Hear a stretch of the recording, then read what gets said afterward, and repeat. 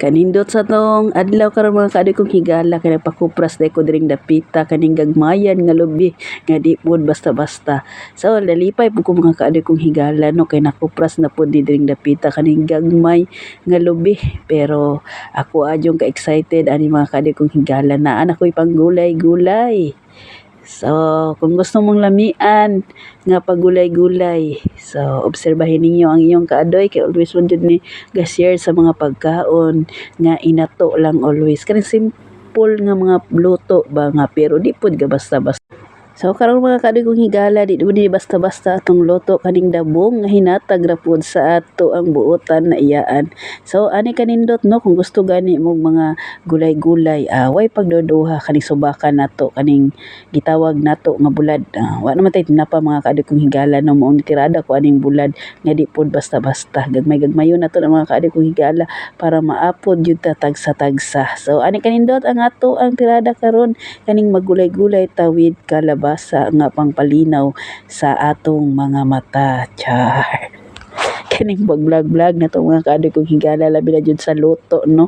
Kaingon jud ta nga di jud basta-basta nganuman sa pagluto-luto jud dira jud ta mo tirada. Ani kadali mga kaadoy kong higala human na din ako nagibukalan og ako ana pud ning gikumutag asin way pagduduha kaning pagluto nato gilunod na nato ang kaning gitawag nga kalabasa sama sa kong giingon na pangpalinaw sa atong mga mata. Kaning luto ni kaadoy mga higala mao po ni simple lang kaayo no nga tinagitawag jud natog inato. So gilunod na nako ng gata nga perti po ning espisuha og perti po ning daghana. So gidot-doot na siyang kaadoy kay ato anang butangan og subak kaning gitawag nga unlimited nga bulad. So ani di ko magsubak mga kaadoy kong higala no. Kanang ubay-ubay po atong subak ba kay naara po tay mga kaadoy nga subak ra po'y kaunon mong ako ana po nang gitiradahan dira og butang-butang.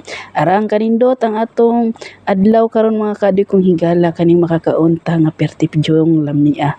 So ang iyong kaadoy ayaw mo katingala sama sa kong giingon nga always jud gabirada mao man jud ato ang content mga kaadoy kong higala no. Bahala jud inato ni atong luto importante nga naatay maluto. Labi na jud sa tanan nga naatay makaon or masudlan atong tiyan. Aday nang utana sa ko mga kaadoy kong higala kung always ba nga unlimited ang atong ginamos diri mga kaadoy kong higala. Always unlimited ang atong ginamos mga kaadoy kong higala. Diri ra na sa Puro Quezon, Lunga ug Santo Tomas, Davao del Norte. Ato nang ilunod ang gata nga pertidyong kapure nga pertidyong gata. Sus. Kahumot na ang ato ang niluto karon mga kaadoy kong higala. Basta si kaadoy gani no way pagduha-duha ato adunang lamian dra no. Sana all lami. Nasig pangutana sa mga kaadoy kong higala wa daw ko kapuya sige content labi na during nga magluto-luto nganong kapuyon man ta magluto-luto kay mao man atong pangandoy no nga sitag luto sama sa kong ingon basta na alay lutuonon nganong di jud ta magluto. So ani kalami og kahumot kabukal-bukal na ang ato ang lamian nga dabong nga hinatag. So karon mga kaadoy kong higala ready na ni ato ang lamiang luto nga inato. During the voice over ko mga kaadoy kong higala makaingon po ko lamia day sa ako ang pagkaluto. Sama sa kong nagaingon mga kaadoy kanili ako mga luto no mao na gitawag nga inato ra jud mga kaadoy kong higala pero sama sa kong nagaingon nga always basta blessing gani sa to mga kaadoy kong higala no always jud ta magpasalamat. Lami unta ni butangag kamunggay mga kaadoy kong higala para naapoy mag-green diring dapita pero sama sa kong nagaingon ang kamunggay sa mong silingan hurot-hurot na sa inyong kaadoy. So anila na mga kaadoy kong higala sa wala pa din nakakaon dira no.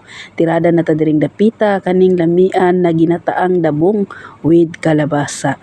So salamat po ko sa akong mga kaadoy dira nga always pod gasuporta sa ako ang mga vlogs bisag balik-balik.